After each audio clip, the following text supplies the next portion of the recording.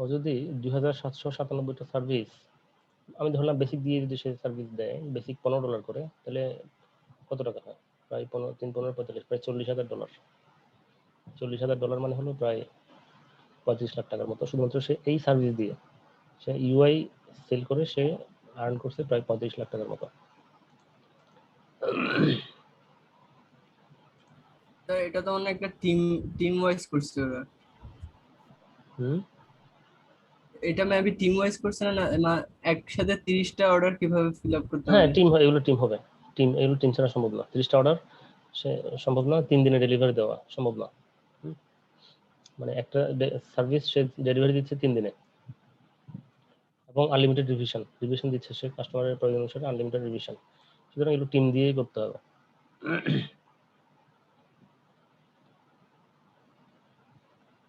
Indian.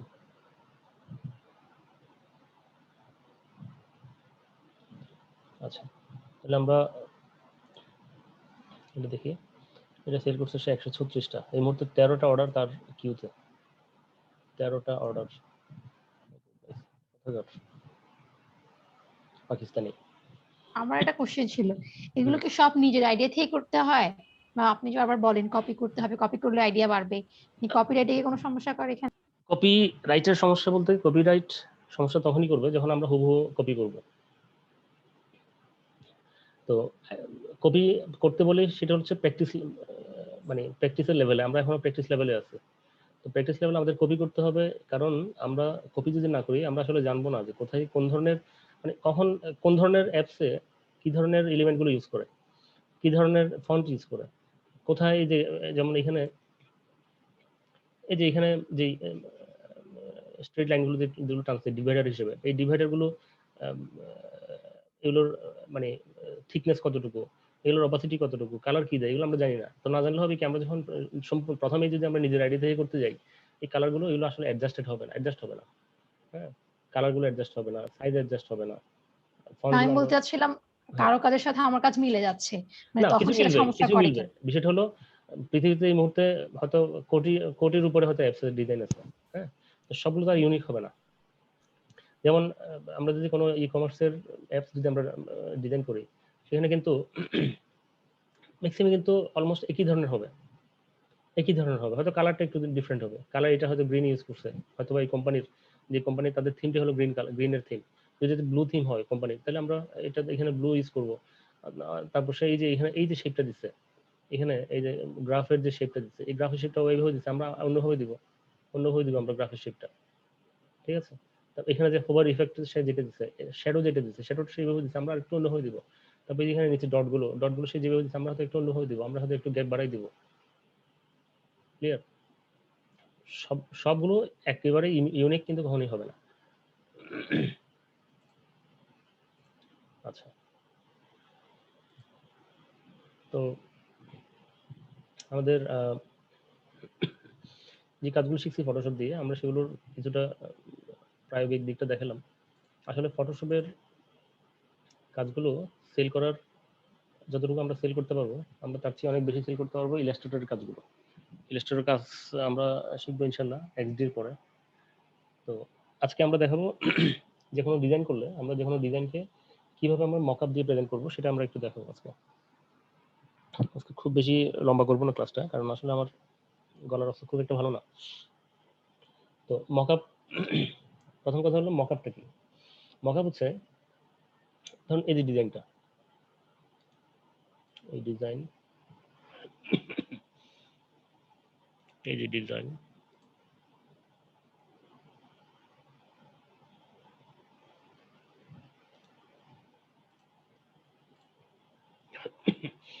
এখানে আসলে সে design করছে কি, সে অ্যাকচুয়ালি ডিজাইন করছে এই শুধুমাত্র এই ভিতরের স্ক্রিনটা, তাই না? এই যে স্ক্রিনটা সে ডিজাইন করছে, সে নিশ্চয়ই মোবাইলটা সে ডিজাইন করে নাই।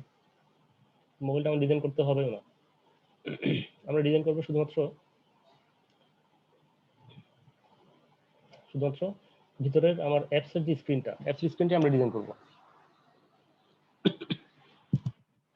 বুঝা গেছে? তো এই যে ডিজাইন করার পরে ক্লায়েন্টকে যখন আমরা ডেলিভারি দিব, তখন শুধুমাত্র যদি আমি এই স্ক্রিনটা ডেলিভারি করি, তাহলে কিন্তু ক্লায়েন্টের পছন্দ হবে না। হবে না বলতে কি, এটা স্বাভাবিক।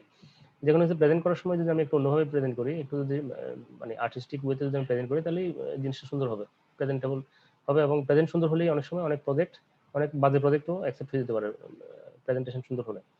তাহলে এখন কথা হলো, আমরা এই যে স্ক্রিনটা ডিজাইন করলাম, এরপর কি আমাকে আবার এই মোবাইলটা ডিজাইন করতে হবে, মোবাইলের মধ্যে এটাকে অ্যাপসটাকে বসাতে হবে। তারপরে একইভাবে তাহলে এখানে একটা স্ক্রিন, এখানে একটা স্ক্রিন, এখানে কয়টা, 3টা 6টা স্ক্রিন, এখানে 6টা স্ক্রিনের জন্য কি আমি 6বার এই সেম কাজটা করতে হবে? তা না। এটা হচ্ছে, এটা একটা মকআপ। এই সবগুলো করার পরে দেন আবার এখানে এটা বসেছে। তো এখানে মকআপটা হলো আমাকে এই মকআপগুলো রেডিমেড থাকে। রেডিমেড মকআপের মধ্যে আমি জাস্ট আমার ইমেজটাকে আমি বসাই দিব, মানে ওখানে প্লেস করব, প্লেস করার পরে দেন সেভ করার সাথে সাথে সেটা এই ধরনের প্রেজেন্টেশন চলে আসবে। এগুলো আমাদের এই মোবাইল ডিজাইন করার দরকার নেই। ঠিক একইভাবে এখানে এই যে ডিজাইনটা করছে, তো এটা তো এইভাবে ছিল না, এটা তো স্ট্রেট ছিল, সোজা ছিল। তো এখানে আবার সেইভাবে প্লেস করে করে এগুলো বানাইছে তা কিন্তু না, এটা সে মকআপে দিয়ে সে এটাকে এই প্রেজেন্টেশনটা নিয়ে আসছে। এগুলো সব মকআপ প্রেজেন্টেশন।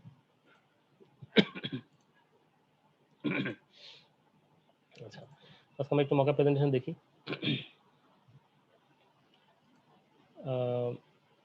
আমি আমার আমার করা একটা কাজ দেখাই।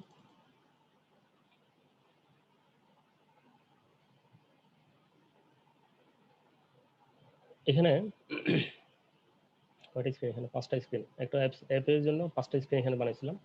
এই 5টা স্ক্রিনকে আমি মকআপ প্রেজেন্ট করছি। তবে বিষয়টা হলো, এই মকআপ প্রেজেন্টেশন কিন্তু এটা আমি কোনো মকআপ, রেডিমেড কোনো মকআপে দিই নাই, জাস্ট এটা আমি আমার মতো করে এটা প্রেজেন্ট করছি, মকআপে দিই নাই। মকআপে দিয়ে দেখাবো। আচ্ছা, মকআপে দিতে গেলে আমরা একটা মকআপ কোথায় পাবো? মকআপ আমি লিঙ্ক দিয়ে দিব। এর লিঙ্কের বাইরেও যদি আমাদের মকআপ খুঁজতে হয়, তাহলে আমরা গুগলে যাব। কিসের মকআপ আমরা ডাউনলোড করব?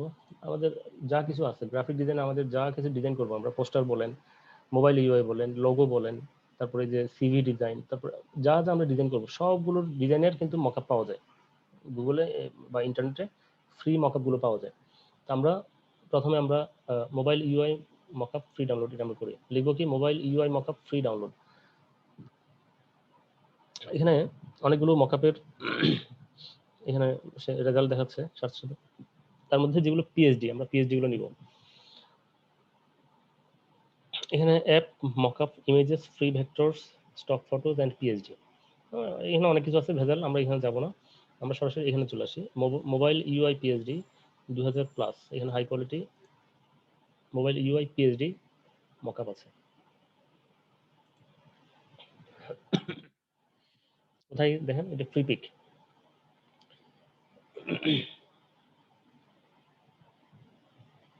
আমরা ধরেন এটাকে আমরা ডাউনলোড করি, রাইট বাটন যেটা আমার পছন্দ হবে, ধরেন এখানে যেটা পছন্দ হবে, এটাও পছন্দ হতে পারে, এটা হতে পারে, এটাও সুন্দর। সবগুলো আসলে সুন্দর, এখানে বেশ চমৎকার। এটা ধরেন আমি ডাউনলোড করি।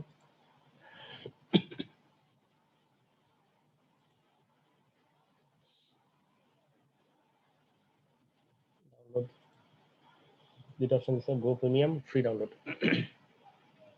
কিনে নিব নাকি ফ্রি ডাউনলোড করবো? তো ফ্রি, আমরা ফ্রি নিব। আমরা এটা কিনে সম্ভব? এটা কিনতে গেলে আমাকে এই ফ্রি পিকে আমাকে প্রিমিয়াম আইডি কিনতে হবে। প্রিমিয়াম আইডি মানে হলো 7.5 ইউরো পার মান্থ, প্রতি মাসে আমাকে 7.5 ইউরো দিতে হবে। দরকার নেই, আমরা ফ্রি ডাউনলোড করবো।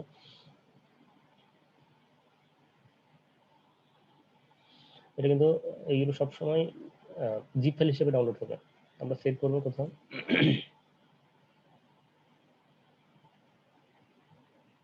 ডেস্কটপে আমি সেভ করি, সেভ করলাম।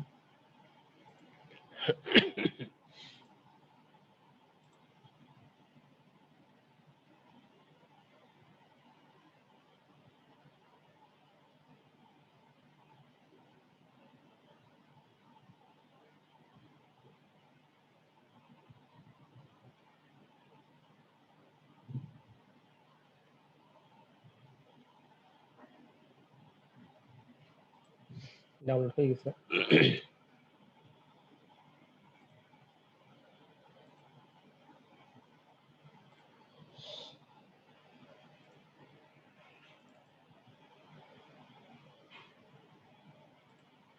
এখানে অনেকগুলো ফাইল থাকবে, তার মধ্যে যেটা পিএইচডি ফটোশপ যেটা ফাইল সেটাকে নিব, এটা ডাবল ক্লিক করব,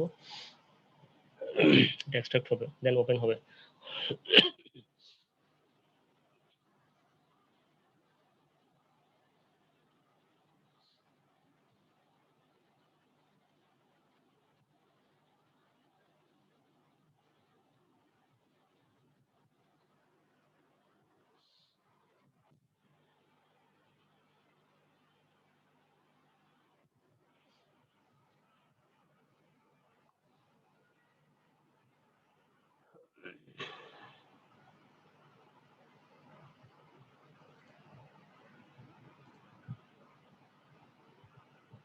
ও কোনটা ওপেন হলো?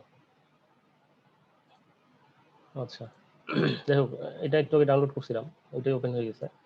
আমরা যাই হোক, যেটা ওপেন হয়েছে সেটা দিয়ে আমি কাজটা দেখি।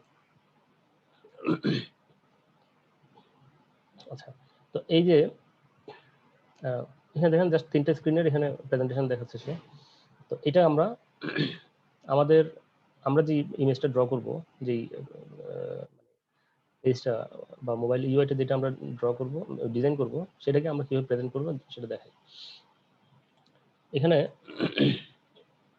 ওপেন করার পরে এখানে খুঁজে দেখবেন যে কোন জায়গায় আপনার ইমেজটা দিতে বলবে। এখানে এখানে কি নিশ্চয়ই কোনো একটা মানে ইফেক্ট আছে, কালার ইফেক্ট। এখানে দেখা যাচ্ছে central phone, left phone, right phone. বোঝা যাচ্ছে যে সেন্ট্রাল ফোন মাঝখানেরটা, তারপর লেফট ফোন, এটা হলো রাইট ফোন। দেখেন লেয়ারের মধ্যে সেন্ট্রাল ফোন, এটা যদি আমি চোখটা তুলে দিই তাহলে দেখবেন মাঝখানের ফোনের ইমেজটা চলে গেল। এটা হলো লেফট, বাম পাশের ইমেজটা চলে গেল, ডান পাশের ইমেজটা চলে গেল। তাহলে এইগুলো আমরা রিপ্লেস করবো কোথায়? এখানে আমরা ভিতরে ঢুকবো, অর্থাৎ আমাদের টার্গেট হচ্ছে আমরা খুঁজে বের করব কোন জায়গায় এই কি বলে স্মার্ট অবজেক্টের এই অপশনটা থাকবে। স্মার্ট অবজেক্ট আমরা চিনি, কোন জায়গায় আমরা আমাদের ইমেজটা বসাবো, আমরা বসাবো হচ্ছে সবসময় স্মার্ট অবজেক্টে। স্মার্ট অবজেক্টটা কোথায় সেটা আমরা খুঁজে বের করবো। সেন্ট্রাল ফোনের এই ভিতরে যখন আমরা ঢুকবো তখন স্মার্ট অবজেক্ট অপশনটা আমরা দেখলাম। দেখার পরে এবার এটাতে আমরা ডাবল ক্লিক, স্মার্ট অবজেক্টের উপরে ডাবল ক্লিক করব। ডাবল ক্লিক করলাম, ডাবল ক্লিক করার পরে ওই যে এখানে মাঝখানে যেই দেখেন, খেয়াল করেন যে স্ক্রিনটা, সেই স্ক্রিনটার এটা র ফাইলটা এখানে শো করতেছে। র বলতে এটা কোনো শ্যাডো নাই, কোনো কিছু নেই, জাস্ট ওই ডিজাইনটা খেয়াল করেন। এখানে এই যে ইমেজটা, এটাই হচ্ছে আসলে সেই স্ক্রিনটা। তো এটাকে আমরা চোখটা তুলে দিব, তুলে সেফটি জোন মানে সেফটি জোন এখানে বলছে কি আমরা সেফটি জোনের দরকারও নাই, বা সেফটি জোন দুই থাকলেও সমস্যা নেই। সেফটি জোন ফাইল সব মকাবেজের লেখা একই রকম হবে তা না, আমাদের বুঝতে হবে কোথায় আমরা প্লেস করব। আমরা এখানে সেফটি জোনে প্লেস করতে পারি, অথবা একটা নিউ লেয়ার নিয়ে আমরা সেখানে প্লেস করতে পারি, আমাদের ইমেজটা প্লেস করতে পারি। যেহেতু একটা ট্রান্সপারেন্ট লেয়ার রয়ে গেছে, এখানেই আমরা আমাদের ইমেজটাকে, আমাদের ডিজাইনটাকে আমরা এখানে প্লেস করব। কিভাবে প্লেস করব? ফাইলে যাব, প্লেস এমবেডেড, আমরা তো জানি কিভাবে আমরা ইমেজ নিয়ে আসি। প্লেস এমবেডেডে যাব, আমার ডিজাইনটা কোথায়, ক্লাস ম্যাটেরিয়ালস, আমি আমার যেটা রেডিমেড ডিজাইন করা ছিল সেটাই আমি নিয়ে আসি। এখানে আমার হোম স্ক্রিনটা রাখি, এখানে রাখবো হোম স্ক্রিনটা। দেন এটাকে আমি পুরো ইমেজ জুড়ে এটাকে আমি প্লেস করব।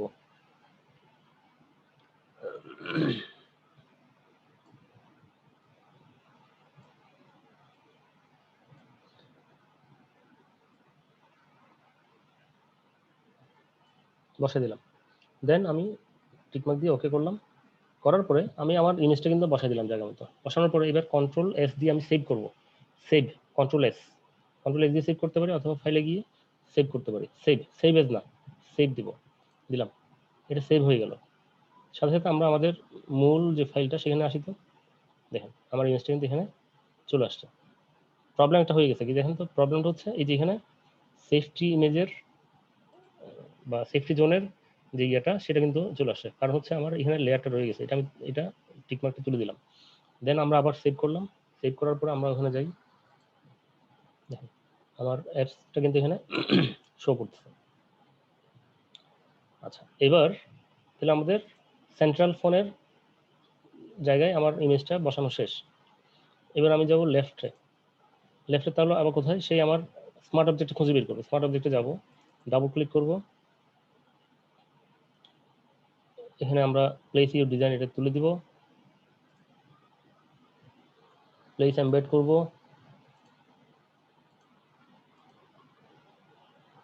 আমি তো তখন দিলাম হোমটা। আচ্ছা এবার আমি তাহলে লগ ইন টেস্টে রাখি, এটা আমি অ্যাডজাস্ট করব।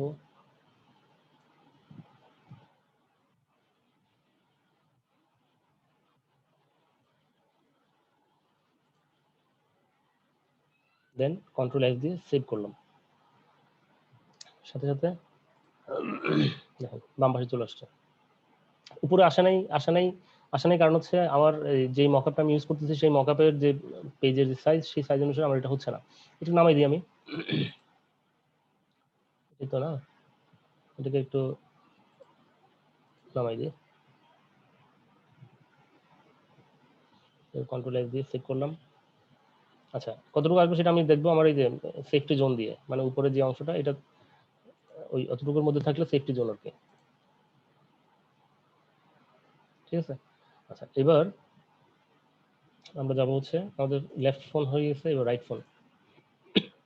আমরা এই যে স্মার্ট অবজেক্ট খুঁজে বের করবো, ডাবল ক্লিক করব, নতুন স্ক্রিন আসবে, এখানে আমরা আমাদের আরেকটা স্ক্রিন এখানে আমরা নিয়ে আসবো, ধরুন আমি এই স্ক্রিনটা নিয়ে আসি।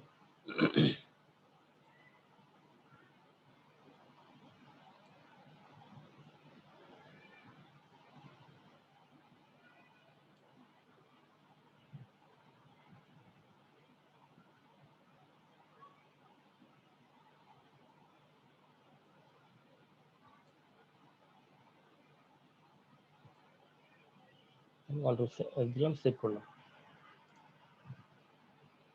আচ্ছা ওখানে ওই ইয়েটা তুলে যাবে, সেফটি, আবার কন্ট্রোল এস। আচ্ছা যে স্ক্রিনে আমি কাজ করে ফেলছি এই স্ক্রিনে আমি চাইলে এই ফাইলটা ক্লোজ করে দিতে পারি, এটা দরকার নেই, এগুলোর দরকার নেই। সেভ তো করছি, ক্লোজ করে দিলাম, ক্লোজ করে দিলাম। দেখেন তাহলে আমি কি করছি, শুধুমাত্র আমি স্ক্রিনগুলো ডিজাইন করছি, ডিজাইন করার পরে মকআপ এসে আমি শুধুমাত্র আমার স্ক্রিনগুলোকে, আমার যে ইমেজগুলোকে যেগুলো আমি ডিজাইন করছি সেগুলো বসাই দিচ্ছি, বসাই দেওয়ার পরে সেভ করে দিলাম, এটা অটোমেটিক আমার এই প্রেজেন্টেশন স্ক্রিনে চলে আসছে। এবার আমি এটাকে ওই যে save for export for web দিয়ে ক্লায়েন্টকে আমরা ডেলিভারি দিব।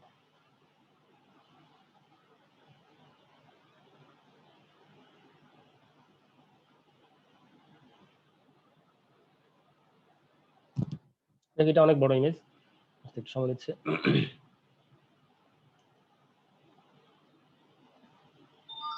আচ্ছা আমার এখানে একটা কোয়েশ্চেন ছিল। হুম। অনেক সময় অনেক বড় মানে ইমেজ থাকলে বা ফাইলটা অনেক যখন বড় হয় তখন সেভ করতে পারি না, এইটা কোনো সমাধান আছে? সেভ করতে পারি না বলতে?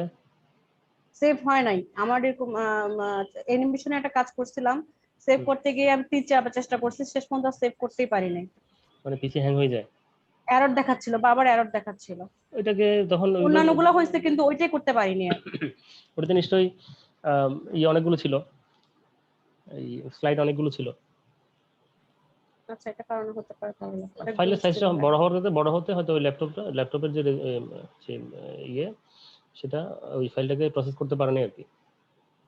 সমাধান হচ্ছে একটু হাই কোয়ালিটির ল্যাপটপ নিতে হবে। স্যার আমার একটা সমস্যা ছিল স্যার। হুম। স্যার আমরা স্মার্ট অবজেক্টে ধরে যখন সেভ দিই, হুম। আমার ওই জায়গাতে একটা মাঝে মাঝে একটা দেখায়, এরর দেখায়। কিরকম এরর দেখায় দেখাতে পারবো এখন? না না আমি একটু পরে দেখাচ্ছি। রেডি করো। স্যার আমার হচ্ছে পেন টুল এরর শো করে, প্রায় সময় আমি পেন টুল হ্যাং করে কেন? পেন টুল হ্যাং করে? প্রচুর। আমাকে আবার হিস্ট্রিতে গিয়ে কিছু পুরাতন কাজ করে আবার আসতে হয়। পেন টুল হ্যাং করবে কেন? ল্যাপটপ কি গরম হয়ে যায়? হ্যাঁ হ্যাঁ আমার না ল্যাপটপের নিচে আমার এয়ার ফ্লোর ব্যবস্থা আছে, তাও কেন জানি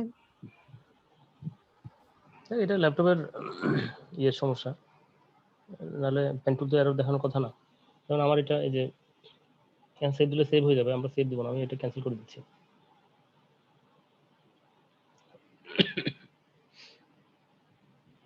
আচ্ছা, তো মকআপটা কি আমরা মোটামুটি বুঝতে পারছি?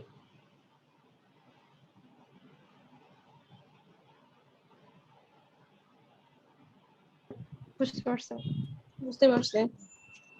কাজ করতে গেলেই বোঝা যাবে। তো যারা গত 2-3 দিন ধরে যারা বিভিন্ন ডিজাইন করছেন, এই যে ডিজাইনগুলোকে আপনার বিভিন্ন মকআপে দিয়ে আবার পোস্ট করবেন নতুন করে।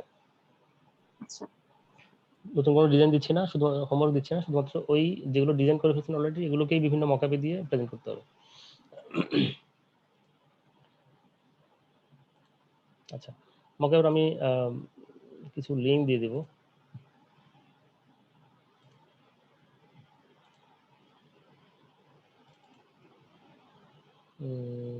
মকআপ এখানে এটা ফাঁকা হয়ে গেল কেন? আচ্ছা, ওপেন করা আছে। এখানে বিভিন্ন ধরনের মকআপ আছে, এগুলো হচ্ছে কমন লিঙ্ক। এরপর ক্যাটাগরি ওয়াইজ কিছু মকআপ আছে, লোগোর জন্য মকআপ। এই লিঙ্কগুলোতে গেলে আপনারা ওখান থেকে পাবেন, বিভিন্ন রকমের মকআপ পাবেন। এগুলোতে সবসময় মানে এগুলো আসলে ফাইলগুলোতে অনেক আগে ক্রিয়েট করা, অনেকগুলো হয়তো লিঙ্ক কাজ নাও করতে পারে। সেক্ষেত্রে আপনারা, আমি তো দেখাই দিলাম কিভাবে আমরা ডাউনলোড করবো। ডাউনলোড করে করে আপনারা এইগুলো প্রেজেন্ট করবেন। সব কিছুর মকআপ আছে। A4 মকআপ মানে হলো A4 সাইজে যদি আমরা কোনো ডিজাইন করি, সেটা হতে পারে সিভি হতে পারে, সেটা পোস্টার হতে পারে, ওই যে ফ্লায়ার হতে পারে। হ্যাঁ, তখন সেখানে আমরা এই A4 মকআপে দিব, A4 পেজের মকআপে। Web page design template, mockup, invitation কার্ডের ওই যে অনুষ্ঠানের ইনভাইটেশন কার্ডের যে মকআপ, তারপরে business card mockup. Business card আমরা এখন করিনি, আমরা ইলাস্ট্রেটরে করব, তখন আমরা বিজনেস কার্ড মকআপের কাজগুলো করব। ব্যাগে ডিজাইন করব আমরা। ব্যাগে ডিজাইন অবশ্য আমার ইয়েতে নাই, এগুলো আসলে ডিজাইন এখানে অনেক কিছু আছে, যেমন ব্যাগ ডিজাইন করা যায়, ফোন ডিজাইন, আমরা যে ডিজাইনের বেসিক জিনিসগুলো জানি, আমরা যে কোনো কিছু ডিজাইন করতে পারবো। ব্যাগ হতে পারে, কাপড় হতে পারে, প্যাটার্ন হতে পারে, শাড়ি হতে পারে, বিছানার চাদর হতে পারে, সবকিছু আমরা ডিজাইন করতে পারি, তাই না? শুধু আইডিয়াগুলো নিতে হবে। ফোন মকআপ, ফোনের যদি কোনো মকআপ লাগে, ডেস্কটপ মকআপ, কম্পিউটারের কোনো মকআপ যদি লাগে, Facebook cover page mockup, flyer mockup, বুক কভার ডিজাইন, আমরা বুক কভার ডিজাইন করব, বইয়ের যে কভার সেই ডিজাইন করব, ওটার মকআপটা এখানে পাবেন। পোস্টারের মকআপ, এরকম আমি এই লিঙ্কটা, এই ফাইলটা দিয়ে দিব, এই লিঙ্কগুলো থাকবে, এখান থেকেও ডাউনলোড করবেন। এগুলো হচ্ছে রেডিমেড কাজ করবেন, আসলে তেমন কিছু শিখতে পারবেন না। ডাউনলোড করে করে খুঁজে খুঁজে বের করবেন, খুঁজে খুঁজে বের করে দেন আপনারা ওই এগুলো ইউজ করবেন। তাহলে হবে কি, ইউনিকনেস থাকবে। আমি যেগুলো লিঙ্ক দিচ্ছি এই লিঙ্কগুলো সবাই ইউজ করবে, তাহলে তাহলে তো ইউনিকনেস থাকবে না। খুঁজে খুঁজে বের করবেন। হ্যাঁ তাই স্যার। এখন স্ক্রিন শেয়ার করবো, আমার প্রবলেমটা পাইছি এখন। আচ্ছা আমি দিচ্ছি।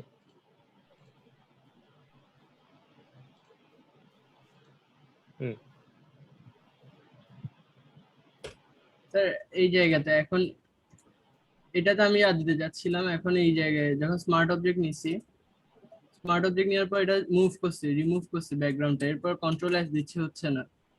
এখানে দেখাচ্ছে কি দিচ্ছ এটাকে? Control S? Control S save দিচ্ছিলাম আর কি, এখানে সেভ দিলাম, এটা দিচ্ছে।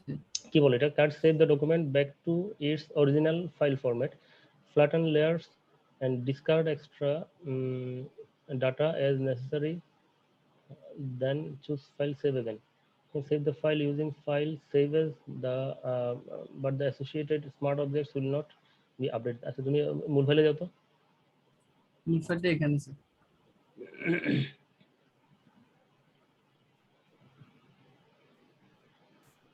এই ফাইলটা আনছিলাম স্যার, এইটা।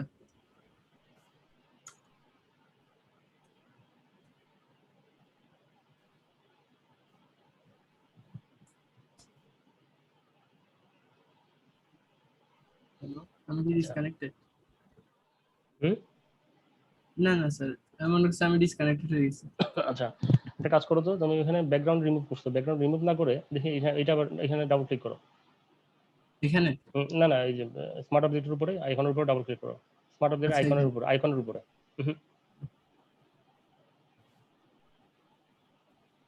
এটাই ওপেন হয়েছে। ওটা কি ওখানে এটা তো- অফ আচ্ছা এটা এটা এটা নো করো, নো করো, হ্যাঁ ডাবল ক্লিক করো। এটা এবার আসছে। এটাকে বড় ছোট করো তো, কন্ট্রোল কি দিয়ে বড় ছোট করো।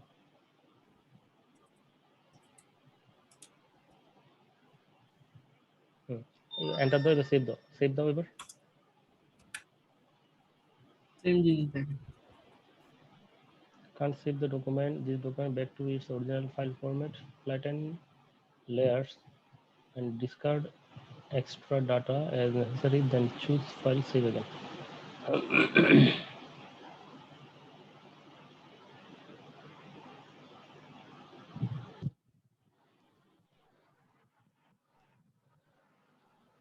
এই মূল ফেলে যেত, রাইট বাটন ক্লিক করো তো ওই লেয়ারের উপরে, রাইট বাটন। এটাকে রাস্টারাইজ করো তো, রাস্টারাইজ লেয়ার নিচে এই যে এখানে, হ্যাঁ আবার এটাকে এবার স্মার্ট অবজেক্ট করো তো।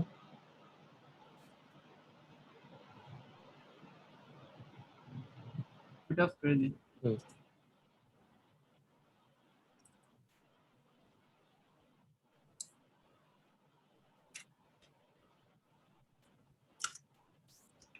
এবার হচ্ছে। স্যার এটাতে এমনি কি সমস্যা হয়েছিল এমনি? সমস্যাটা তো তুমি কি এটা ইয়ে করে আনছিলা, প্লেস এমবেড করে আনছিলা? হ্যাঁ হ্যাঁ, প্লেস এমবেড করে আনছি। সমস্যাটা আসলে বুঝতে পারি নাই, আমার মনে হলো যেটা রাস্টারাইজ করে দেন আবার স্মার্ট অবজেক্ট করলে হয়তো কাজ হবে, সেটা কাজ করে ফেলছে। এবার তুমি এটাকে ইয়ে করো তো, ওই তোমার ওখানে ব্যাকগ্রাউন্ড রিমুভ করে দেখো তো।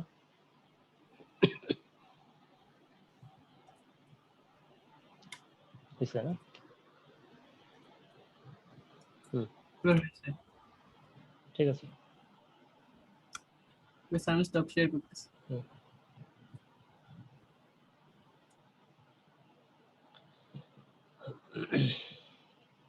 আচ্ছা আজকে আর আর কোনো ক্লাস আর কন্টিনিউ করবো না আজকে। তো ফটোশপে তাহলে আমাদের মোটামুটি আনুষ্ঠানিক সমাপ্তি আজকে। আমাদের নেক্সট ক্লাস হবে ঈদের পরে। ঈদের পরে আমাদের ঈদ হবে কত তারিখ? 20 তারিখ। 21 তারিখ। 21 ঈদ তারিখ হবে 21 তারিখ। 21 তারিখ হচ্ছে বুধবার, বৃহস্পতিবার, শুক্র, শনি। তাহলে আমাদের নেক্সট ক্লাস হবে শনিবার। এই তো অনেকদিন, অনেক অনেক লম্বা গ্যাপ হয়ে যাচ্ছে। মাঝখানে ওই একটা দিন ক্লাস exam নেওয়া নেওয়া যায় যায় না? মনে হয়, হুম, যদি হুম। সমস্যা না হয় শনিবারে ক্লাসটা ওই নেন দিনে না। এক্সাম নিলে মনে হয় ভালো হইতো, যে সব মানে ছুটিটা কাজে আসতো আর কি। বুঝি নাই, আবার বলেন। বলতেছি নেক্সট শনিবারে তো ক্লাস না নিয়ে এই ফটোশপের উপর এক্সামটা নিয়ে নিলে মনে হয় ভালো হতো। এটা ভালো আইডিয়া। তাহলে শনিবারে, আগামী শনিবার 17 তারিখ, 17 তারিখ তাহলে আমরা ফটোশপের উপর এক্সামটা দিয়ে দিব। ঠিক আছে? এক্সামটা কিরকম হবে একটু হিন্টস দেন।